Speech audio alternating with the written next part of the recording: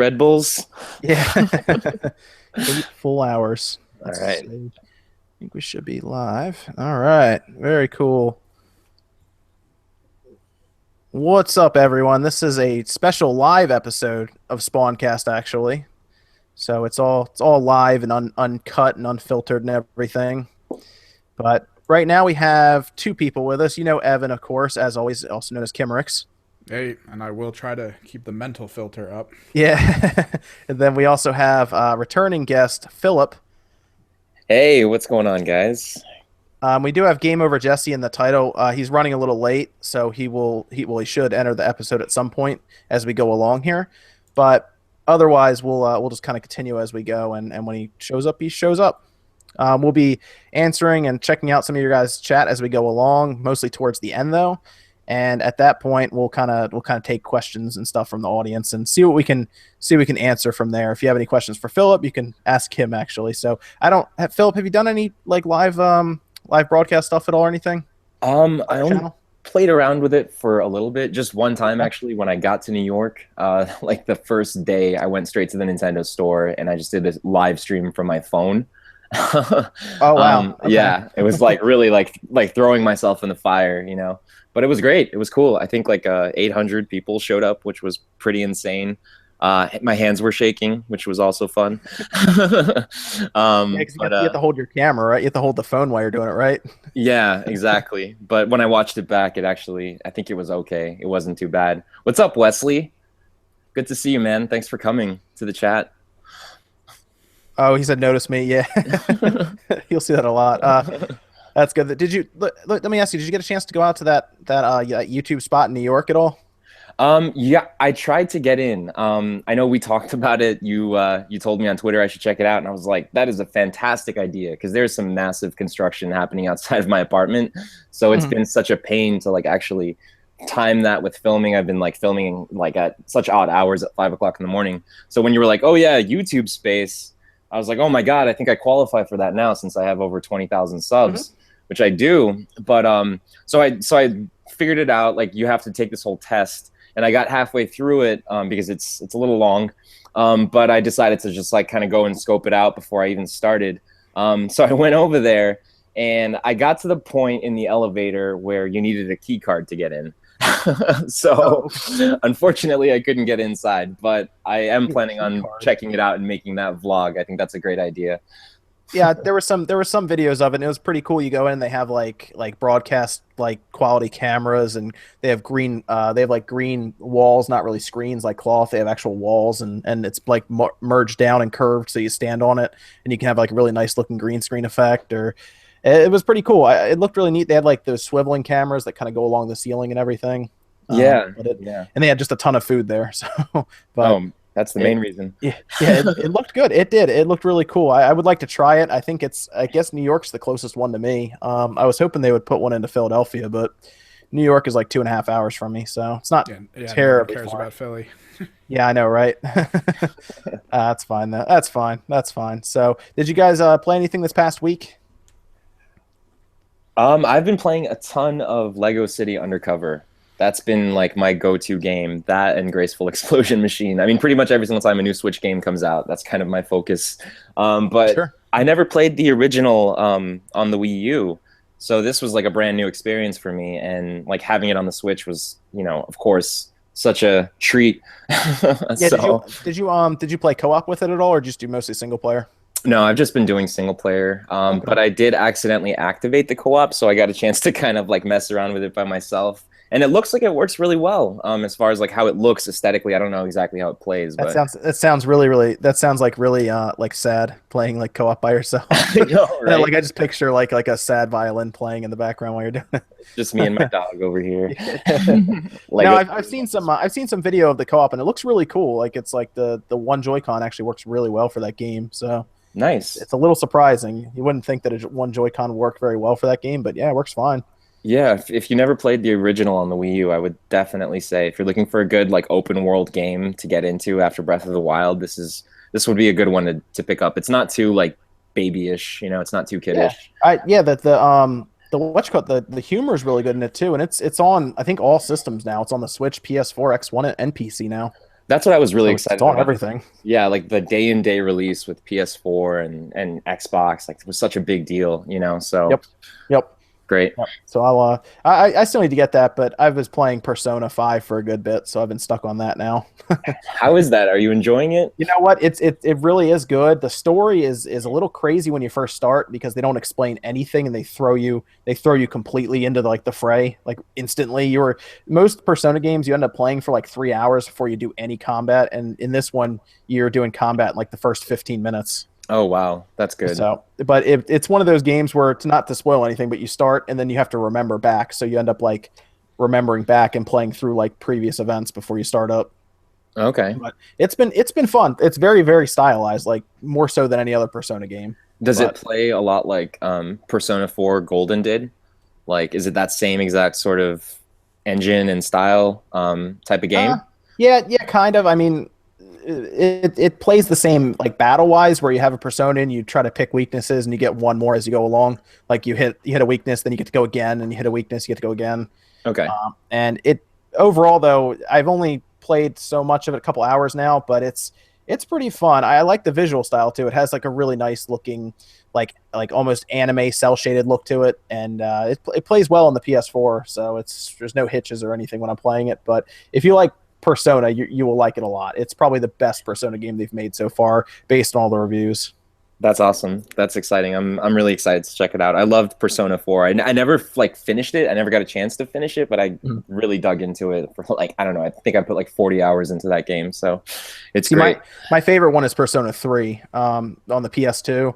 Oh And yeah. I don't know if you remember that when it came out, it had like a box set and it came with the game and then like an art book and everything. So Atlas does a really good job with their releases, their physical ones. This one had like a steel book, which was pretty cool. That's awesome. And but I think that was like a limited time thing. So I don't know how long that's going to be going on sales wise, but it's good looking. It's just I don't like their practices. I mean, we talked about it a little bit, right? Where you have to record so much of like the gameplay and then cut it off. I think it's like 90 minutes. And you kind of have to stop there and then record again, and you can't record past a certain point. I think it's like 7.7, or they'll strike your channel down. Right, exactly. So that's a little crazy to me. Evan, did you see that at all? What I guess the stuff they've been putting out to tell YouTubers like what they can and cannot do. I mean, I've caught glimpses of it. I know one of my old friends who had a pretty big YouTube channel. He started streaming, I guess, back with, or rather, I guess, recording video for the Wii U with Star Fox, and even that had like a list with it. Yeah. That was just like, you can only have your videos be X amount of time long. You can't go past this point. Like, they've been pretty adamant about that for a long time now. Yeah, I think they're just worried about people spoiling the story, which I can get behind that. Yeah. I mean, even but- my friends local to me are like, I don't really want to pay $40 for this game when I can just watch someone on YouTube play it. And I mean, that's kind of counterproductive to the company that made the game. Yeah, I think it was more so their threats to everyone, like we'll take your channel out if you do this. It's like an or else situation. Yeah. But But at, you know, but at yeah. the same time, though, I mean, like if you're playing a game just for the story, I mean, I don't know if that's something that game wants to hold on its shoulders. You know what I mean? Like I think most people out there I'd hope would play a game for the gameplay as well. You know what I mean? Like I love a good story in a game, but if the game gets broken, if the Right. story is spoiled for you essentially, then I don't know what that's to say for that game. So, Sure.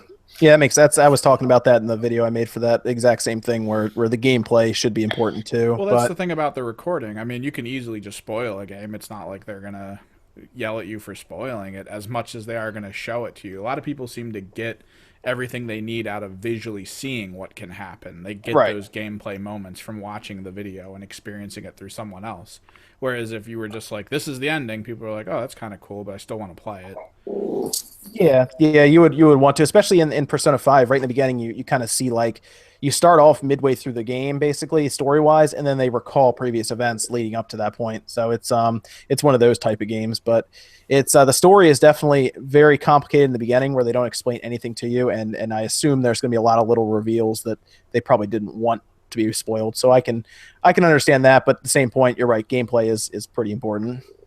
yeah, at least for me, gameplay is definitely golden. Um, Let me let me jump over here to the big news, I guess, of the day, or the week, I should say, and that's the whole reveal of the Scorpio and their specs. Now, this was kind of taken differently by a couple people. There's some people who said it wasn't very powerful, and then they showed the screenshot of it running Forza 6 at 60 frames in 4K with 66% GPU utilization, which is amazing if you really consider that. But then other people did some tests and found that it's essentially around what a GTX 1070 are the visuals it's putting out, which is pretty solid for a machine that we hope is going to be $500. Yeah, but it's most likely not gonna be $500. That is the fear. That is the ongoing fear right now, is that it's going to be more. A lot of people are worried that it'll end up being $600 or $700. I saw an article that said it's going to be more than $650, and if it's more than that, then they are insane with their pricing strategy. yeah, that's ridiculous. I mean, to go above $500, in this generation, I mean, even $500 is really pushing it. But to go above that is just, I think, suicide. You know what Yeah, I mean? yeah. I mean, the original Xbox launched at $500 in 2013. Yeah, and look how well that worked for them. You Yeah. know? Yeah, I would hope it. I would hope they're smart enough to know that push it out at $500 and try to get it in houses and households then, because it's no way that thing is selling well over $600 when I have to imagine the PS4 Pro gets a $50 price cut to $350 in the holiday season. Right, exactly. I mean, Yeah, it's going to get something, some sort of a bundle, some sort of a sweet deal. But then again, people are excited about the Scorpio. So yeah. Yep. I mean, that's the thing. The hardcore fans are excited about the Scorpio, but like the mainstream, like mom and dads and stuff that really make up a very good chunk of each company's revenue. Like the mom who shops at Christmas time isn't going to know the difference between checkerboard pattern, upscales, and true 4K. They're just going to see 4K on the outside of the box. One's 350, one's 500. Which one's you probably going to buy? that's true. Very, very good point. Yeah. So We still have the tough. whole thing of like, and what games are coming out on it hanging over our heads. I mean, we talked about it last time with just Yeah. they seem to be like scrounging around for unique titles when the reality is, I mean, this is going to drop and you're just going to be getting the same titles you're going to get anywhere else anyway. I mean, the Scorpio is not even going to have a connector on the back for the Connect. You'll have to buy a separate dongle for it that's like $40. What? Yeah, I'm not kidding. You have to do that with the Xbox One S now, because they had a promotion where they would give you a dongle for free if you would prove to them that you bought an Xbox One S, because they took the port off. So they would send you the cable, and then you'd be able to plug your Kinect in. Keep in mind the Kinect's like $100. Well, now they took that out of the Scorpio as well, apparently, because people have shots in the back of the board, and it's just not there. So the Kinect is, I think, in Microsoft's head, just not alive anymore. It's just done. Well, yeah. and it's odd because this is what, the second generation where this happened. It happened with the 360, where it started out strong and then it just died off, and it's the same thing here. You say it started out strong, but really, like, how skewed were the numbers of sales with the boxes of Xboxes that had Kinect in it? Like, it's sort of like the idea of Mario being the best-selling game on NES. A lot of those Marios came with a system. Yeah. It really did. That's true, but I mean, like when the Kinect first came out on the 360, it was just the Kinect; it wasn't bundled, and I mean, I think it sold pretty well just because it was I guess a new idea on their side, even though the iToy but did then it. they had that Slim release where it was a Slim bundle with the Kinect. Yep. It was like a 4 gig with a Kinect bundle and the controller. I think there was one, which is crazy. One of them didn't even come with a controller, and it was super cheap. I remember seeing it at Walmart because people would complain about it. What? Wait, Yeah. it was an Xbox with just a Kinect? It was an Xbox One with just the Kinect. I remember this, and it was only at our Walmart for a little while, but I remember people would come over to the store and complain that it didn't come with a controller, and it was one of the weirdest things I've ever seen. Wow, that's a horrible bundle. I mean, there was also a PS3 Slim that released 2 years ago, and it had no hard drive in it. It had 12 gigs of flash memory. Oh yeah, that thing was amazing. Yeah, I have no idea how, because you can't install anything to it. Like, yeah, that was the best part, because even though you and I found out it was actually insanely quick to install, because it would just dump the 12 gigs of flash onto a hard drive you would put in. Yep. It didn't come with a tray for the hard drive. Yeah. So you had to like call up Sony and actually figure out how to order one. Like, it's nuts. ridiculous. Yeah, it's insane. I don't understand what their thinking was there, but So Richard at Digital Foundry was invited to an offsite spot to see the Scorpio. Said it ran perfectly. They did turn everything to ultra settings apparently that you would have comparable to a PC, 4K, 60 frames, and it used about 88% of the GPU, which means there's still some juice I guess they can squeeze out of it. But overall, it looks like if they can put it out at $500, they would give people at least a reason to buy Scorpio for, I assume, third parties, because there's no first party games that I can see that are worth it. I think right now they have Crackdown 3, Phantom Dust, which is just a remake of the original Xbox version. And there's got to be something else I'm missing. I assume another Forza game because they showed that off. It's probably going to be Forza 7. It comes out every other year. Yeah, I think that definitely the highlight there is Crackdown. Like for the Scorpio, I think they're gonna have to showcase that game, at E3 on Scorpio running. Oh, and there's Sea of Thieves. That's the other one. Oh, there it is. Yeah. Yep. Yeah. Yep, that one looks fun. Yeah. So I don't know. I mean, I'm personally really excited for Phantom Dust. I'm a huge fan of the original. I know there aren't a lot of people out there that have played the original, but it's a great game. So to see that you did, you're a fellow Phantom Duster. Yep, yeah, I played it on the original Xbox. I remember I bought it at GameStop for like $20 on a whim, and I was like, "Wow, this game is actually really good." Yeah, it came out of nowhere, and the Xbox Live back then too. Like playing that on there was so much fun. Like they actually worked it out really well. I didn't play it online at all. Oh, it was good. Single player stuff. Oh, cool. Okay. Yeah, it was like 4-on-4, 2-on-2, or something like that. Battle modes. It was a really great experience. I think it's going to be a great game if they. Is it a reboot or a remake? They're just completely remaking it. I think they even found that some of the textures were still the 480p textures, just upscaled to 1080.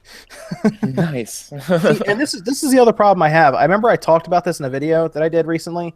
Actually, it was a Scorpio one, and everybody in the comments was like, "I think Phantom Dust it's canceled. It's not coming out." They canceled it originally, and then they brought it back, but they have told like no one that it's coming back. Wow. So I don't know what their strategy is with their first party games, because the only things they have are those 3 games I've talked about, and every one of those games I believe is also coming to the PC. Wow. I mean, so do you think they're sitting on some announcements, for E3 or like a big Scorpio event? Or? I thought about that too, and the only reason they went to Digital Foundry is to get the specs out of the way. People were complaining that games weren't there, but they didn't go to Digital Foundry for games.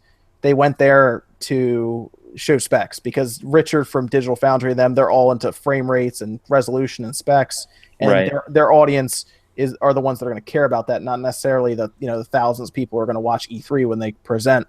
I assume that they carved out that time for games and just showing stuff on a big screen there, and not just putting 12 gigs up on the screen. We hope so. Like, I mean, they could show off like chunks of movies to be like, check out our 4K, and it's like, you're not a DVD player. Stop it. I don't know if they can make that mistake again. They got to talk about games. Like, it's just such a strange thing, like that they're doing.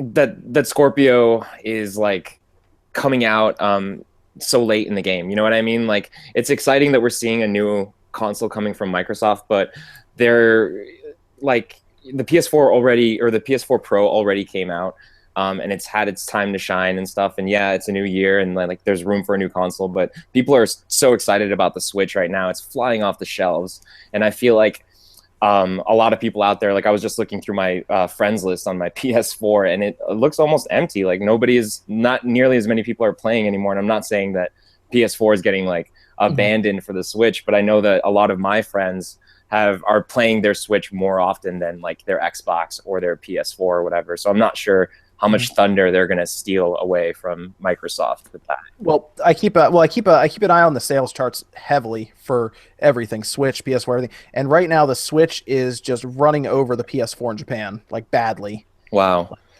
Like they are doubling, and in some weeks tripling the PS4 numbers right now in Japan for the Switch. And if I told you the amount of Xbox Ones that are selling in Japan, you would probably laugh. Like you would I think one week I looked, I'd probably, and the Xbox One.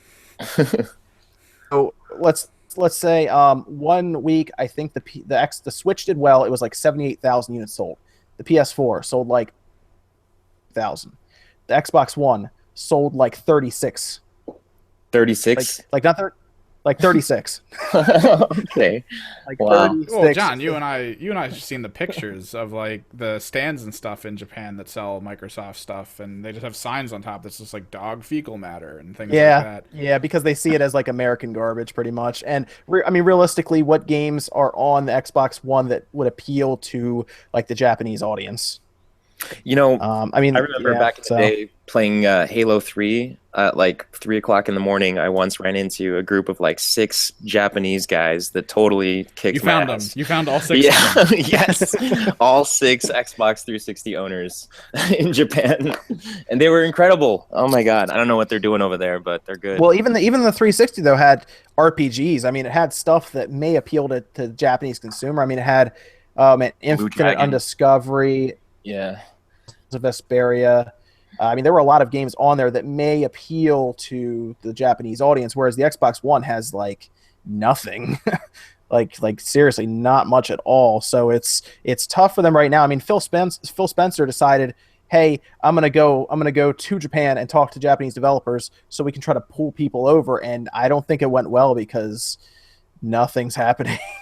yeah, So I think Microsoft's problem right now is they're trying to sell hardware with hardware rather than try to sell hardware with games. yeah, yeah, You, exactly. it's been proven so many times you can have the weakest console on the market, but you can still win if your games are good. I think the PS2 showed us that. The Wii showed us that in a weird, odd light because Wii Sports was so appealing to the mainstream that they just adopted it, and that was it. Yeah, the Wii is such, it's almost like an anomaly, you know, It if you is. think about it. Yep. Similar to like what Pokemon Go Yeah. was, you know, like everyone was talking about the Wii. My grandparents were talking about the Wii, you know. So Yeah. and hopefully, you know, I don't know if the Switch will ever get to that level of fame, but I definitely feel like they're on their way, you know, Mm. with that. Yeah. I think the Switch is probably their best shot at the mainstream that's been in a long time. So Yeah. it's just, yeah, it's the way it is. I But mean, the Japanese market's all about mobile, right? So yeah, yeah. I mean, that's the big thing they have there. I mean, there were pictures of people bringing their Wii U with them on the train by hooking it up to a power source and then using just the tablet to play. oh my goodness. So it's it's that's the way it is there. I mean, they usually try to stick to mobile stuff because if I understand this correctly, I've never been to Japan, but if I understand correctly, they tried it in Japan. The culture there is to try to keep like things like TVs down to a minimum. You only have so many in a household. Whereas here, I'm looking at 3 TVs in my basement right now. It's and they're very big on cell phones and mobile gaming there, and that's not a bad thing. I mean, the Vita is a beast in Japan. Is And it that's still like thriving over there? and that's the only place that it really sells right now. The 3DS and the Vita are killing it over there, over even the console counterparts. Not the Switch really, because again, the Switch can still be considered a portable system, and I think everybody knew that the Switch was going to kill it in Japan. That's not a secret at all. Yeah, definitely. I'm not surprised at all. I mean, given the fact that they are so into the portable market, like, you know, like you just said, the Vita is killing it over there still. So like they were probably the most excited to see a new handheld coming from Nintendo. I mean, not to say the Switch is primarily a handheld, but obviously like it has its handheld functionality. So like it's really exciting, you know, to see that coming to that market. And I think that people in this market are starting to realize its appeal, you know, of being able to sort of like take this thing on the go with us, you know, and sort of slide it into our docks when we get home and have that home console experience too. Yeah, So, it's the most convenient system I've ever used. It yeah. really is. Like you can use it anywhere and without too much issue. So Yeah. I'm very happy with my Switch. How are we doing on Evan's Switch fund? What are we at, Evan? $3.11. Something like that. On our way, man. We're getting there. How many quarters did we find in the couch yesterday? We'll get there. Evan, yeah, we need to get Evan a Switch. I'm still looking around and none of the places around me have Switches yet. So it's still hard to find them, I will say that. Yeah. Every once in a while, every few days, the New York Nintendo store here gets stock and they just will tweet something out. And the second they, I mean, there's like still people waiting in lines, like waiting as soon as that tweet comes out, they'll start lining up, and it's crazy. So Yeah, I wonder how many of those people are scalping it though. that's true. That's very That's true. always my concern. The one guy gets up there and tries to buy 8. They say no, and then he gets like 7 of his kids to come up and each buy one. Yeah, that's unfortunate. It happens a lot. I've seen it in person, so it's it is a shame. But I didn't even ask you what you were playing, Evan. I just assumed you were playing Gigantic. Yeah, I'm still trying to work because I told you I wanted to explore the idea of entering a gaming community rather than just like playing a game. So Yeah. since it's a competitive game and since there is areas I guess where I could fill in information and run videos, I actually started up my side YouTube channel from my art one specifically for Gigantic at this point to do like player builds and information. Because yeah, I told you I had that one friend who over time became a pretty big voice in the League of Legends community to the point where he actually announced at one of the tournaments. So I was Okay. just kind of interested in that and how that could possibly happen. So I'm just playing around with that for now. Nice, nice. But yeah, that's good. So I don't know if you guys saw this. Evan, did you see the Secret of Mana collection? I'm sure Philip did. You sent me it, and then it was pretty awesome. Yeah, I've did you always been interested in that series. did you see that, Philip? The Secret of Mana collection that's hopefully coming out. I heard something about it, but I don't. Yeah, like I heard it was hopefully coming out. Nothing official yet. Is that the word? It's coming out in Japan. We Okay. still don't know if it's coming out in America with an English translation. Now, it makes more sense to bring it over here than it does to leave it in Japan because it's never come out here, whereas it came out in Japan, for the Super Nintendo. But the real question is it? I guess is it worth them translating it? Would it sell enough here? And I feel like it would, but I don't think they would make like crazy amounts of money on it. Yeah, I agree with you completely. Like if you look at I Am Setsuna, like I feel like that game is doing pretty decently. I don't know if you know the numbers on it, but like I still feel like the attachment rate for that is great, especially since it was one of the earlier games. It was a launch game, right? So Yeah, yep.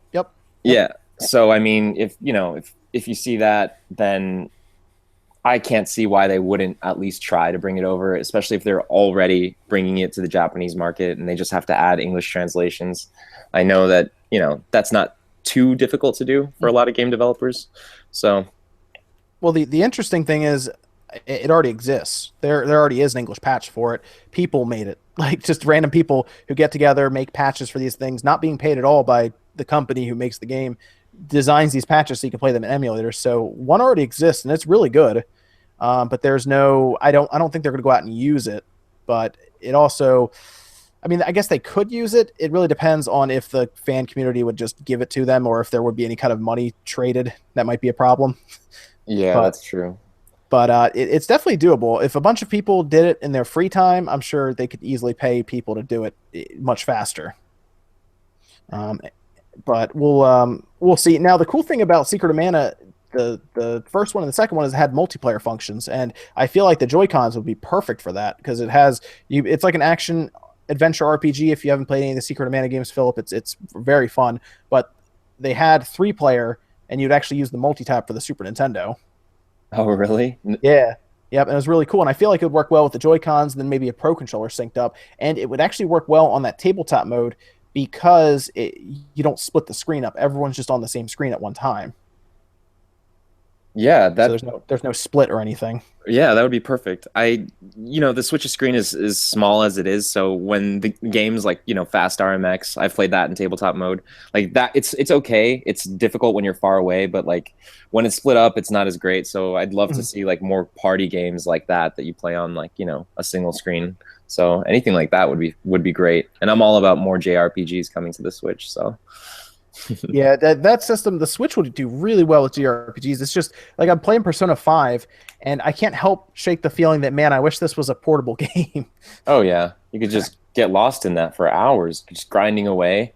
I feel like that's what the Switch is perfect for. It's perfect for games that you could just grind away in for hours, like whether it's an Yeah. RPG or, a survival game or whatever, That's what Breath of the Wild was, I think, for a lot of people, is for a lot of people. Yes, Well, yeah. that's what Monster Hunter was on the old PSPs for everyone. Like it's just how it works. Oh, dude, Monster Hunter on the Switch would be ridiculous. Yeah, yeah. man. I can't wait for that. That's definitely going to come. And then I have to imagine that's one of the games that's already marked up for E3. Yeah, that's got to be coming during E3. I'd have to imagine they're pretty far along in development on it, and I don't know, maybe we'll see it this year. Do you think we'd see that this year? It has to be this year. That and Pokemon have to be this year, I think. I think Yeah. those are the two big ones they can throw out there, and then they'll move their 18 million units or whatever they want to do in their first year. Like, If that's they it announce right there. Pokemon, it's over. That's really all they need, right? So, Yeah, yeah, Pokemon would do it. That's it. yeah, man. I mean, that's what really helped move the 3DS XL this Christmas was that, and then Monster Hunter Double Cross, I believe XX came out in Japan, and it sold, I think, 1 million copies in its first week out in the market. 1 million in a week. That's So insane. it's pretty ridiculous. Yes, it's doing well, but Monster Hunter on the Switch, Pokemon on the Switch in the same year would make the Switch impossible to find, despite providing tons of units. 18 million in the first year is really good. Yeah, It's just they got to bring those games, man. yeah, and they're coming. Got to bring those games. We're getting Mario Kart this month. I'm so excited for Mario Kart. I cannot wait. I think Mario that's gonna Kart will be so fun. Yeah, I just hope though that they, do something with the online soon. You know what I mean? I'm really hoping for some sort of a patch before Mario Kart, but the closer we get there, the more doubts I have that we'll get one. So, yeah, I don't know, but maybe in time for ARMS, we'll stay hopeful. Who knows? Oh, dude. Okay, so ARMS was pretty cool. Now, I know you played it at that event too, right, Philip? Oh yeah, definitely. So I've been looking more and more at ARMS just because I know that's like the next big one. I feel like that's coming out before Splatoon. I still think that. I think Splatoon's coming out after ARMS. Me too. Definitely. And that's the next big one. I keep looking at it more and more, and it looks more and more like a more complicated Punch Out. But I keep seeing it, and I'm like, man, this game actually looks like really good. And the more I see it, and the visuals look very clean. And the whole thing when I was playing it, I had to use motion controls. I really didn't want to, but they worked. They weren't like really, really like delayed or anything. And I played a guy who I guess didn't know what was going on, and he didn't do too well because I ended up just swinging around and beat him. But I could tell that if I had taken my time, because there's people behind me, tapping their foot, waiting for me to get done. I feel like if I could have taken my time and played around with it, that there was an actual intent while you're moving your arms around. You're twisting them in a clockwise motion and stuff to punch around the person if they're blocking in front of them. Like, that game's really deep, and I don't think the videos that we've seen for gameplay have really shown that. No, yeah. The videos that we've seen, I think, have totally painted the game like to be this very sort of pick up and play arcadey experience. And it probably is. I mean, obviously us playing it for the first time, we were able to get a hang of it pretty quickly. But I definitely agree with you. There's a lot of depth there, and the Joy-Cons, the way like they did the motion controls in them, they feel really good. They work really well. Like, I don't know if you've played World of Goo, but like the pointing function on it is just awesome. You know what I mean? It totally doesn't need an IR sensor for that. And I know ARMS wouldn't use it anyway, but I have total faith in that game. I think that there is a lot of depth to it. I'm personally interested in trying out like the actual button controls. Yes, yeah. I would like to try a Pro Controller with it. Yeah. Or just playing it in handheld mode. I think is going to be fun, like hopping online and just, battling against other people. It's going to be really cool. So all the item unlocks, I'm sure there's going to be like gear you get. So hopefully there's depth there. The story's a little fleshed out, Well, apparently they want to bring it to like MLG or whatever, the Major League Gaming stuff. Really? So apparently that's something they want to push to it. So it must have some depth to it. Otherwise they wouldn't. Oh my God, let's do it, man. Let's get real good and all just compete. Become pro gamers at ARMS. It's like yeah. I'll say Evan follows that stuff like heavily, don't you, Evan? The pro scenes, I'm starting to. It's still tricky because there's like the social side to it that I'm really interested in, with like the teams and whatnot, that you have to kind of know each individual character on the team, like each player, and like things they've said or done in the past. So like it's getting kind of rough because I am trying to pick up on multiple groups, but like we'll have to see. So let me ask you a question: How would Nintendo go about getting how would you talk about getting any of those into the major league scene? How would they work about getting any of them in? Any major league scene is just money. That's it. Yeah. If you have the Okay. money to back it, I mean, that's the thing that got League of Legends going, is that they were able to put up $1 million tournaments within a couple Oh days wow. of the game Jeez. being out. Oh man. So like that's what gets it going, because then you'll have on the side of it, you'll have people who know that the big names are going to be there. You also have people who realize that maybe this is how they can break out into, I guess, that side of media. So you'll have people freely shoutcasting these things, and 100% completely cool not getting paid doing it for a bit, and then maybe it'll become something they can get paid for, and you'll get people coming back. I know it was the same thing with Dota 2. Like, there were a lot of people shoutcasting a lot of the tournaments without really asking for much money, and then all of a sudden they're now just getting paid as proper personalities in that game to run whole tournaments and talk about everything. So like that's really all it is. They just have to throw money at it, and it makes the scene huge, and it'll get people into it. It's all about money. Yep. All about money. So, we talked about real quick. We talked about that Atlas. I meant to say this earlier. We talked about the Atlas streaming restrictions. Philip, have you played Puyo Puyo Tetris at all? I have, yes. It's Okay. great. It's awesome. Would you be shocked to know if the same restrictions that are similar to the one for Persona are also on that game? I would honestly be shocked, because I don't understand what the problem is. It's a Tetris game, like it's a puzzle game. What are we gonna spoil? I heard, like, is it the story? Are they afraid of spoiling the story? Yeah, well, here's the interesting thing, because it's not made by Atlas. Everyone thought Atlas was the problem with the other one. It feels more like it might be Sega who is having a problem with it, because Sega owns either side there, whereas it's different, subdivisions. There are Atlas on one side, and I'm trying to remember exactly who is doing Puyo Puyo Tetris, but it's not Atlas. And it's weird though, because I just don't think that game would have anything to spoil, would it? I mean, I haven't played it. You have. Maybe you can tell me if is there any story mode or something to it? There is a story mode. I don't read Japanese or understand Japanese, but it looks like there's stuff going on. There's like not real cutscenes, like when in like JRPGs, like when they have kind of cutout anime characters kind of pop up with text and talk to each other. Like that's basically what happens with the story.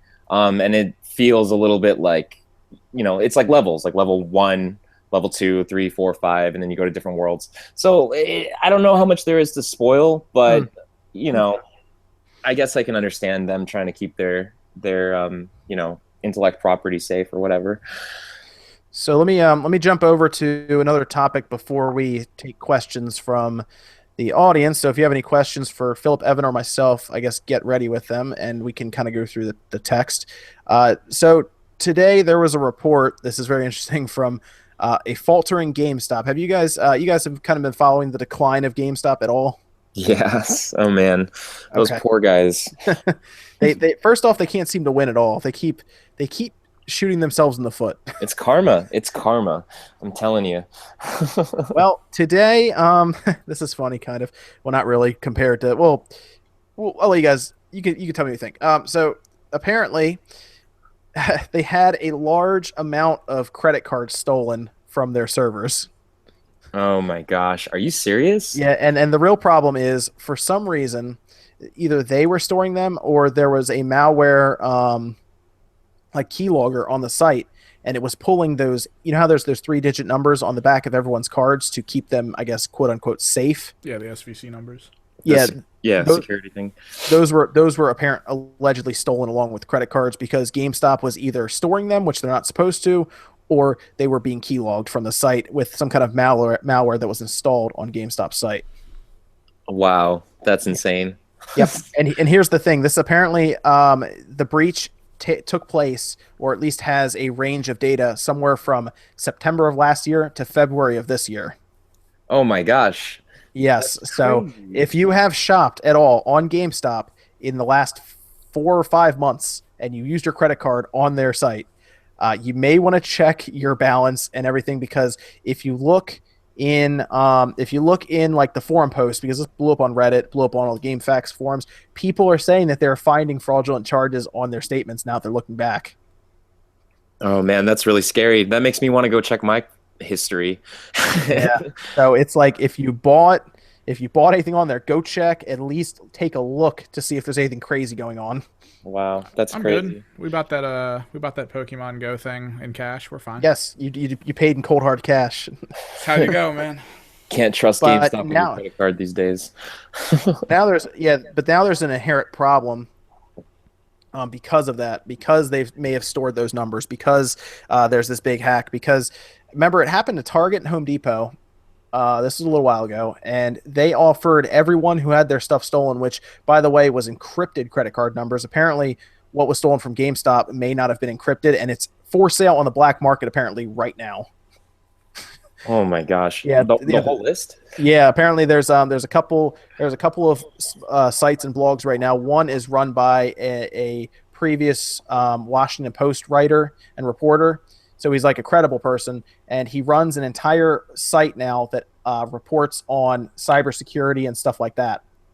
And he has found apparently a lot of leads saying that this happened. And then today, GameStop comes out and says, we're investigating a potentially massive breach in our credit card information. Oh man! So they had to make that announcement today. Well, that's horrifying. Thanks for sharing that information. Well, I share it in the hopes that I can help people so they can check their statement and cut that out quick. No, yeah, it's good. Definitely, I'm definitely going to check it out because now I'm pretty nervous about that. Yes. I would check that out because that's not good. What are they did they say anything about like preventing that in the future, or were they just like, sorry? Well, right now all they're saying is that they are investigating. It's an investigation that is happening right now, because if it is that large, government officials and stuff would probably get involved as well. Wow. Yeah. So it's a big deal with all of that. But it's not good because GameStop is already under fire for everything else, and now they have to worry about a possible massive credit card breach. Yeah, that's no good. That never works out well for anyone. So we'll see. See what happens. This is almost worse than the Yahoo hack that happened a couple months ago. I have to assume it's worse because those security numbers were stolen as well. They were stored, or they were keylogged or whatever. And the problem is, once you have those and you have the information that's typed in with your address and your name, you can buy whatever you want online. Yeah. There's nothing stopping you. There's no person at a cashier's desk who asks for your ID. That's true. It's just check and go. Yeah, because at that point you're just buying PS4s all over the place, or Switches if they're in stock. Man, you're smart, Evan. Cash only from GameStop nowadays. Basically. Evan just hides his cash in his mattress.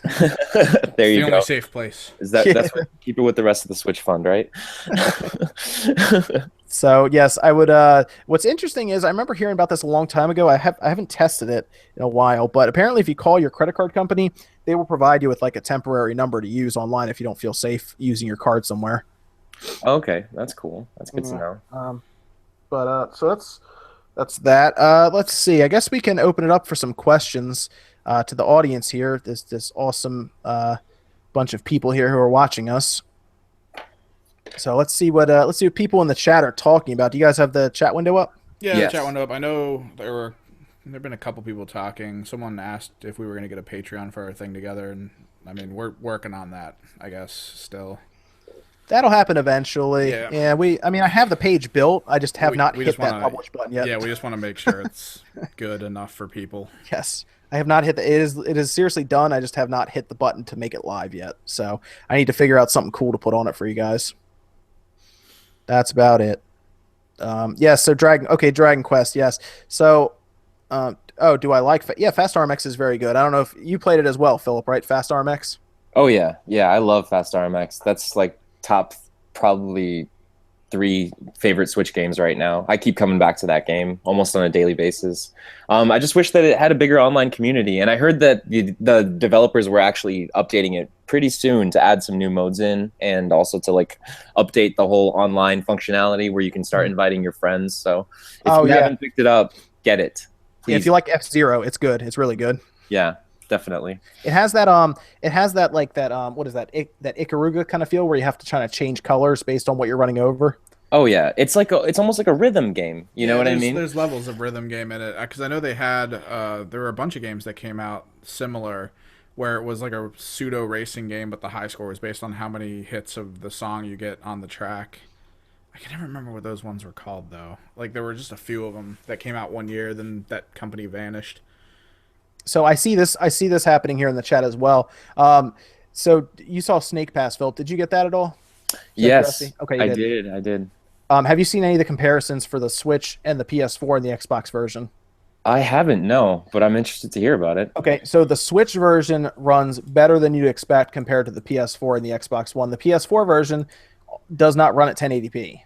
What? Yeah, What? neither does the Switch. If the PS4 doesn't run at 1080p, the Switch doesn't, obviously. So neither of them run at 1080p. They both run at a sub 1080p. It's some weird, like super weird resolution too. It's not a normal one, but I assume it's to the point where it will scale, so it doesn't really matter the way it looks. Anyway, it runs well. It's missing a few things here and there, but they both run around the same. And the reason for that is, one, the physics engine is super taxing on the CPUs for both. So that's why, I don't know if you saw any of the video where the snake is made up of a ton of tiny little like balls, basically physics balls. And that's why it can bend and move the way it does. And like its tail is lighter than its head, for example. Right. That makes sense. Anyway, it's running on Unreal Engine 4, which is heavily scalable. And we see that with Snake Pass. That is by far the best example right now for the Switch and the PS4 and the Xbox One. And what's great about Unreal Engine 4 is it's very easy to develop for, and it does scale between hardware for performance. And what's interesting is right now, Dragon Quest 11 that everyone's talking about, that everyone's worried about, is also running on Unreal Engine 4. Huh. So the reason people are worried about it, though, is because Dragon Quest Heroes 1 and 2 does not run well on the Switch, but it runs fine on the PS4. But that game, I believe, is not built on Unreal Engine 4, whereas Dragon Quest 11, the game that everybody's waiting for right now because it looks really good, is running on Unreal Engine 4. So it should have that performance scalability that we see with Snake Pass, for example. Good. Yeah, that's good. Because I played the other Dragon Quest, the demo, that's available right now on the Japanese eShop on the Switch. Yes. And I can't even believe they put that out, to tell you the truth. It runs so bad. You know, like the frame rate is so janky. But like you said, it's not running on Unreal 4, and like you said, it's so scalable. And I know that the Switch obviously can handle, like, you know, big games, open world games. I mean, look at, you know, Breath of the Wild. I know it's a completely different engine, but still, it's got some power in it, you know. But yeah, we'll see. I don't know. I think that it's going to be fine, you know. Mm-hmm. The biggest advantage the Switch has is its low-level API. The fact that it does support Vulkan, NVN, and Unreal Engine 4 all in one chip like that is pretty impressive. And they just gave them the tools. Obviously, Unreal Engine 4 is probably the best thing to use if you want to develop for the Switch right now, because it will scale between heavily different like power scales, obviously, as we see there. But I mean, Snake Pass even runs great in handheld mode, which is cool. Yeah. I just saw another good one. Okay. There was another one I just saw in the chat. It was about, okay, which, it's early, but who do you guys think will have the best E3 showing? Ooh, that's a really good I know it's question. early, and there's going to be stuff coming out, so we can always change our answers as we get closer. Yeah. Honestly, and I'm not being biased because I have a Switch channel, but I honestly think that Nintendo is going to have the most impressive showing, just because I still feel like they're sitting on a lot of really exciting announcements for E3, or just around the E3 time. I think they're going to have a direct and they're going to do their own thing. But I really think that we're going to hear a lot about like virtual console. I really think that we're going to hear a lot about, we're going to see more Mario. We're going to see like new games that that haven't even been announced yet. A lot of surprises. So, I just feel like if they don't do that, it's going to be bad news for them, you know? So Sure. And what's the game you would want them to announce at E3? I'll just follow up with that. honestly, I know this is kind of a stretch, but I really want to see a Metroid be announced. I don't think that's a stretch at all. I think that's coming. I think that would be a massive mic drop moment. I think they could just be like, and by the way, Metroid, and it would that's all people would talk about. You know what I mean? Like for the rest of the show, unless someone else comes in with something else. I mean, it's such a hardcore game. It's such a highly anticipated franchise, you know?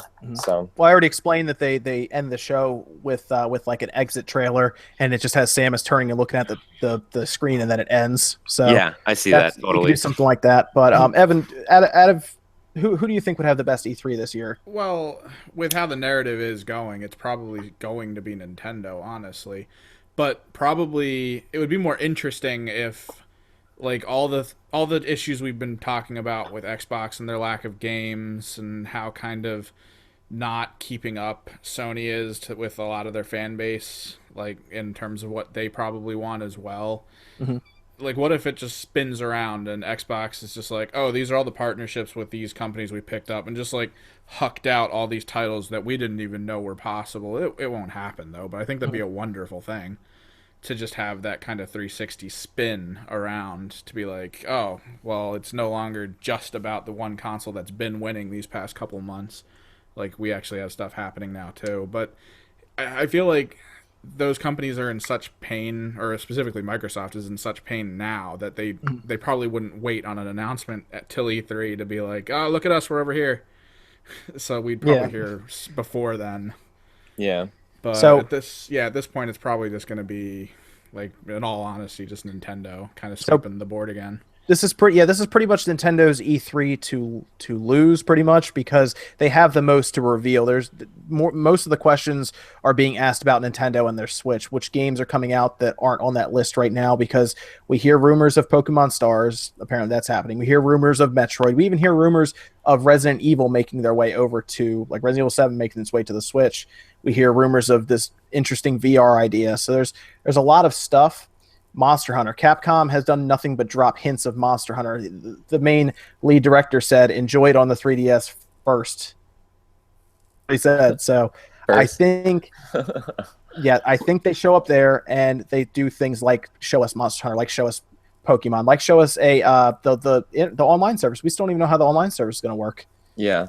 Yeah. And I have to imagine that's at E3. I have to imagine that is completely defined there.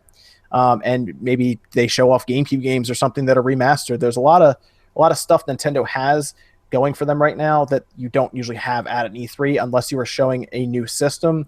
And unfortunately for Microsoft, their new system is basically a souped up Xbox One, so there aren't going to be new games or anything. I mean, it has the same processor as the Xbox One, just slightly overclocked. So it really isn't going to be able to play different games. It's going to play the same games in 4K. So unless they show up with some kind of exclusives for it, which they won't, because everything they put out is going to go to the PC as well. And Sony is going to show up with what I assume to be third-party games that will really just be on the PlayStation, much like how Persona is only on the PlayStation, but it's not Sony making it. You'll see stuff like that happen. Right. I don't know what Sony would show up with because their first quarter has been so strong. I'm not really sure what they would show off, but I mean that's the fun part of E3 is that some of the surprises that happen are things you don't expect. So I hope Sony shows up with surprises. They have the most floor space out of everyone, so they have plans. Do you think we'll see more They just have one PSVR? giant statue sitting in the middle. Well, to be fair, Nintendo did rent out a massive space and just showed off Breath of the Wild 1 E3. So Yeah, and they did awesome with that too. Everyone loved it. oh no, yeah, it was definitely the best game there. But when you get into the variety that Sony shows up to a convention like that with, a lot of times Sony ends up winning because they have so much stuff to show. Whereas this year, Nintendo has all like 90% of the floor space that Sony has, so they're like dead even almost. Yeah. And you'll see Nintendo show off their big guns, I assume, to push 20 million Switches this year. Yeah, exactly. Yeah, So that is my thought about E3. I went on a little bit, but that's my thought. So I do that. I end up talking a lot sometimes. You just have to stop me sometimes.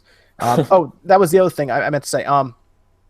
Metroid does not sell super well in Japan. It sells better in the United States, but overall, I think it would still help to bolster the lineup. Just as one other thing to be like, oh, it also has Metroid. Oh yeah, definitely. It would add so But much. what do you think is the downside in Japan for Metroid? Is it just the character or the theme of the universe? Because I mean, they could just reimagine it again and create something incredible. I think it's more because it's sci-fi. Yeah, I could see that. Is my thought on that. If I had to take a guess, I believe that's the case. It's not, it's not. I don't want to say like anime or something, but it's definitely more of like a hard cut sci-fi game. Also, it does kind of look like a first person shooter with Prime. Yeah, If they go the Prime direction with whatever they release, I think that would be a turnoff for the Japanese market, just because they still are really sort of like reluctant to play first person shooters for whatever reason. I mean, there are those, Japanese people who do love it, but It's at the fine. same They're gonna time, go over the shoulder third person camera. It'll be like Dead Space meets the new Lara Croft games. It'll be great. dude, I'd be okay with that. That would be sweet. Yeah, I think it'd be wonderful. That sounds great. I haven't It'd be more about the done puzzle anything like that. movements and stuff that you had from the classic Metroidvania style, I guess, as it was coined. So Imagine that, like jumping around planets, like being able to hop in your ship, going from planet to planet or something like that. That would be sweet. Even if you're just in one little solar system. So you're saying Mass Effect just better? Yeah, exactly. On a portable. on an engine where we can actually see the emotion on people's faces. As long as they don't do what they did and release it as early access, we'll be okay. Yeah. Just Samus will keep her helmet on and her eyes won't pop out. Oh no. Fine. Yeah, that game is terrifying on accident. Yeah. But one more thing though about the E3 Yep. is I really do feel like we're gonna hear a lot from Ubisoft coming in as far as like Okay. Switch support. I definitely think we're gonna see the new Assassin's Creed coming to the Switch. Apparently Whatever that's gonna happen. Assassin's Creed's supposed to be like a big, like, blockbuster thing for Scorpio. Apparently, it's supposed to be a big jump off point for Scorpio. Is this Assassin's Creed game? Oh, are they doing some sort of like What, like the jump off exclusive for the thing? original release of Xbox One that ended horribly? Well, I assume it's because it's going to be the only one out of all of them, including the PlayStation 4 Pro, that does a native 4K at 60 frames. I assume that's what they're trying to get at. Oh, okay. Yeah, that's what I assume anyway. This person was asking Persona 5 for the Switch. No, unfortunately, Atlas has said that it's only going to stay with the PlayStation right now for Persona. And really, Persona sold 1.5 million, so they really don't have any. There's nothing pushing them to go put it on another system because we all bought it on the PlayStation. But I could see other games going to the Switch that are more Japanese RPG oriented, especially since. Square said that they're going to support the Switch over the Xbox. Yeah, I was really, yes. really surprised. I was surprised when I heard about it, but then when I thought about it and realized who their market was, you know what I mean? Like their primary market, then it made a lot of sense. You know what I mean? Obviously, they want to appease their audience. They have a really big Japanese fan base. They're a Japanese company. Mm-hmm. So like in the Japanese market, like we talked about earlier, is really into the Switch right now. They're very much mobile, handheld based. And they want to make games that they know will sell over there. And I think it's a fantastic idea. I think we'll still see some Square games coming to the Xbox. They're not going to completely abandon it, obviously. But, their primary focus is the Switch right now. And I think that that's what the Switch needs. They need developers saying, yeah, we're on your side, or we're supporting you. And Square is like the perfect way to start that, rekindle that beautiful relationship they once had, Nintendo and Square, So I keep seeing this pop up in the chat also, and yes, this game could run on the Switch, and that's because it runs on Unreal Engine 4 as well, and that's Kingdom Hearts 3. Oh, yes. Please. It could run on the Switch. People are asking if yes, it could run on the Switch. It's running Unreal Engine 4. It's scalable. Yes, they may have to change resolution or effects, but yes, it could run on the Switch. I don't know what Final Fantasy VII Remake runs on. If it is also Unreal Engine 4, yes, it can run on the Switch. Pretty much any games you see that are Unreal Engine 4, they can run on the Switch. Right. I remember hearing something about the developers of Final Fantasy 15 talking about possibly bringing that to the Switch, and they said something about it being possible, but it would be such a downgrade technically to like the graphics and the environment that they almost wouldn't be inclined to do it. Like it wouldn't be good for that game. Well, with as much respect to the developers for Final Fantasy 15, that game was developed and optimized like garbage. Yeah. Completely truthful about that. It is not a well optimized game. I don't think it would run well on the Switch at all, but I think that is more developers than anything else. I do think other games, if they decide to go forward with the Final Fantasy series, I hope they pick something like an Unreal Engine to run Final Fantasy, because I think it would do a good job with it. Yeah, especially with the new combat system that they've implemented. I think it would be perfect. Yeah, so, but they like to use their specific engine that they make, and that's fine. But they definitely did not come out with Final Fantasy 15 thinking about the Switch at all. So I think that's pretty obvious on their end. Yeah, I But mean, when did they start developing Final Fantasy 15? well, it started out as what, Final Fantasy Versus 13 or something like that. I think I was in high school. Yeah. Well, to be fair, Kingdom Hearts 2 came out in 2005. Oh wow. Yeah.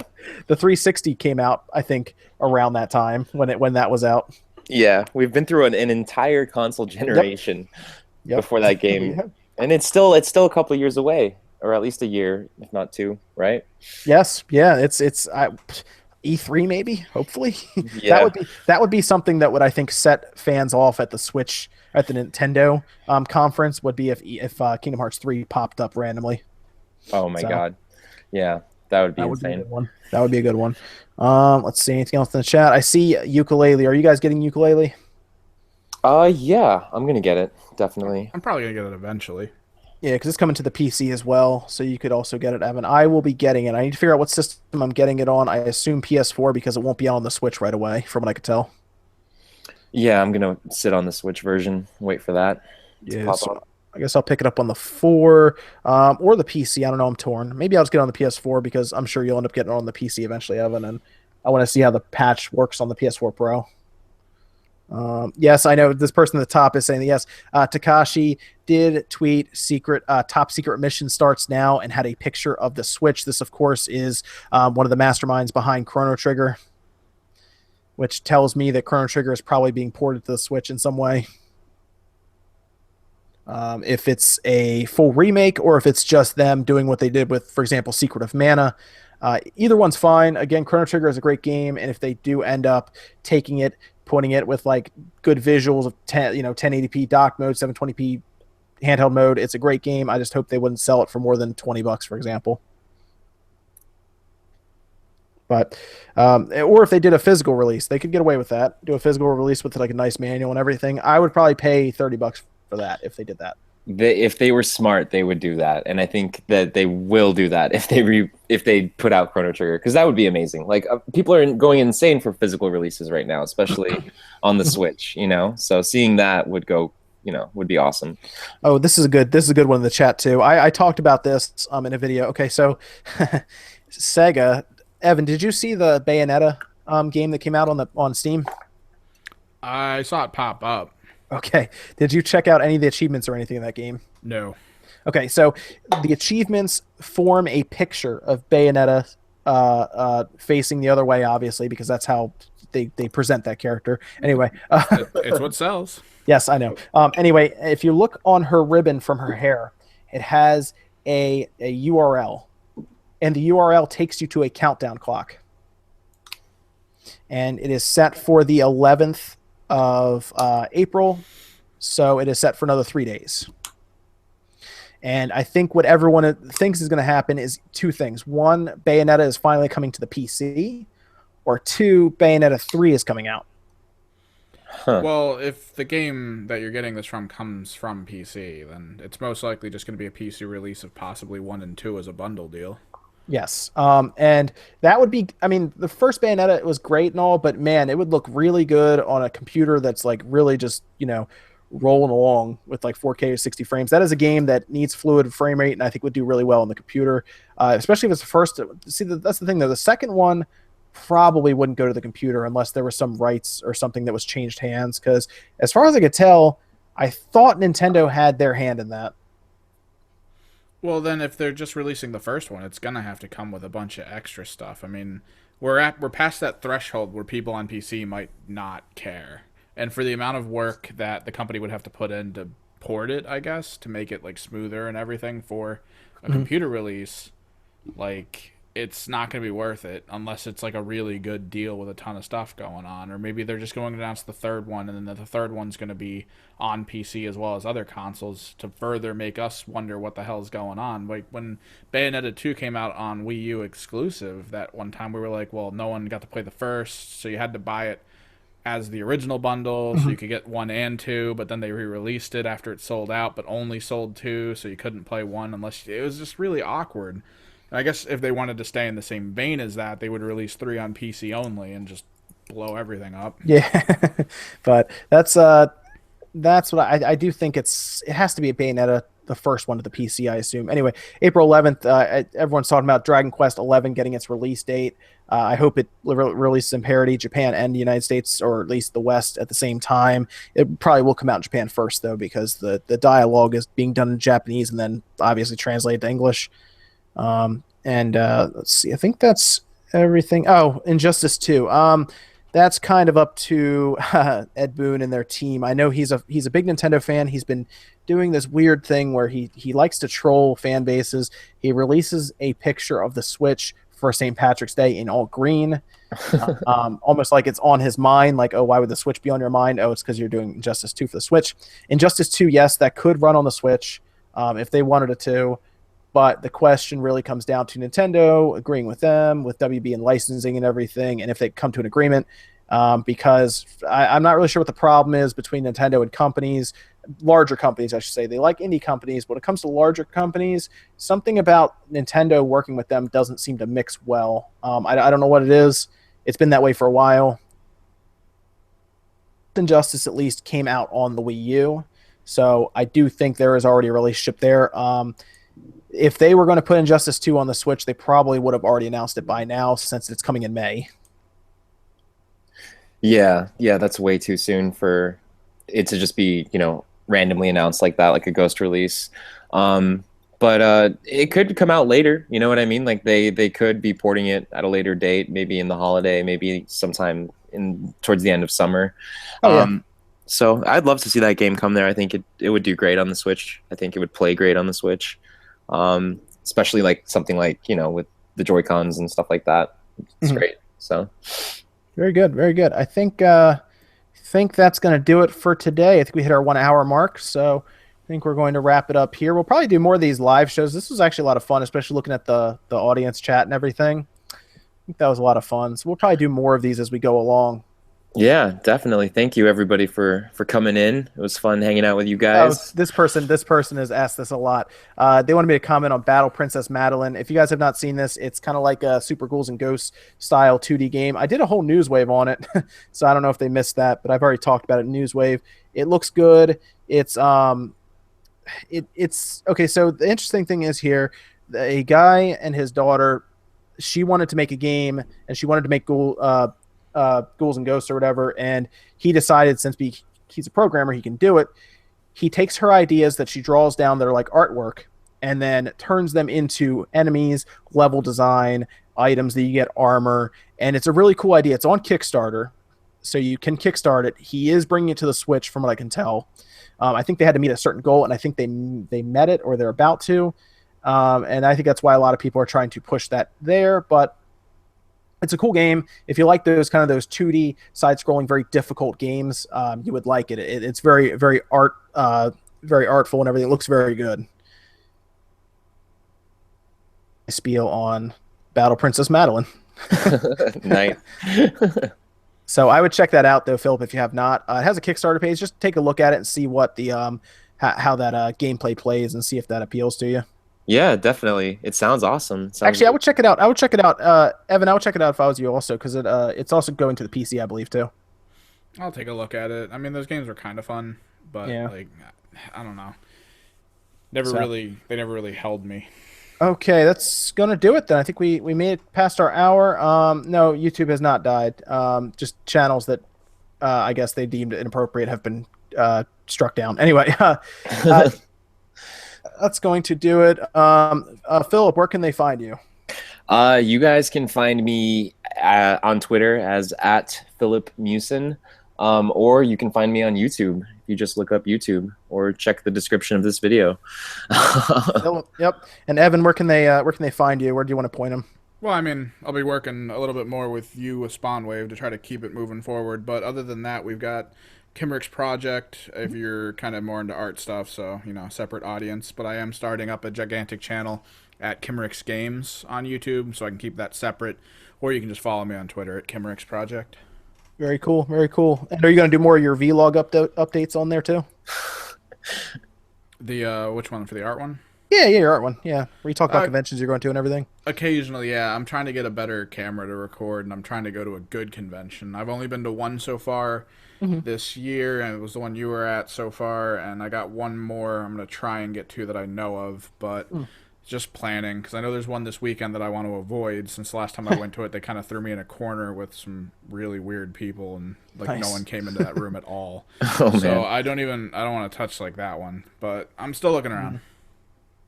Cool, man. Yeah, it sounds good. So I guess that'll do it for Wait, SpawnCast. My before we name's go, oh, go ahead. Yep. yeah, just wanted to shamelessly plug. I am doing a giveaway on my channel. I'm actually giving away a Nintendo Switch. So if you guys are interested in winning that, winning a Switch, come check out my channel. It's basically on like it's linked to in every video. You can Mhm. just find it there in the description. So once the channel hits 50,000 subscribers, I'll be giving away the Switch to one of my subscribers. Yeah, thanks. And that's an entire Switch, the whole thing. Yeah, it's Just an an empty entire box that says an entire Nintendo Switch. with 1.5 Joy-Cons. No, Yeah. I'm actually working on possibly sweetening up the deal. Maybe Oh. throwing in the game, some accessories. Oh. So stay tuned for that. Very nice, very nice. Yeah. All right, cool. So he's got to get him to 50,000 subscribers, and he'll give away a Switch. Wait, didn't you already give away a Switch? I did, yeah. I gave one away at 20,000, and that was a huge success. So I thought, why not do another one? You know, Man, it's just raining switches over on Philip's channel. let's keep the love going. Yeah. That's good. That's good. That's good. Hopefully it happens soon, so you can spend another $300 on somebody. Yes. Hey, man. Anytime. Yeah. That's great, though. Very good. So I guess that will do it then for SpawnCast. That's what's that? April 8th today, then? Yeah, April 8th. Very good. So for all of us here at SpawnWave and Philip, of course, that's going to do it for today. We will see you guys next time.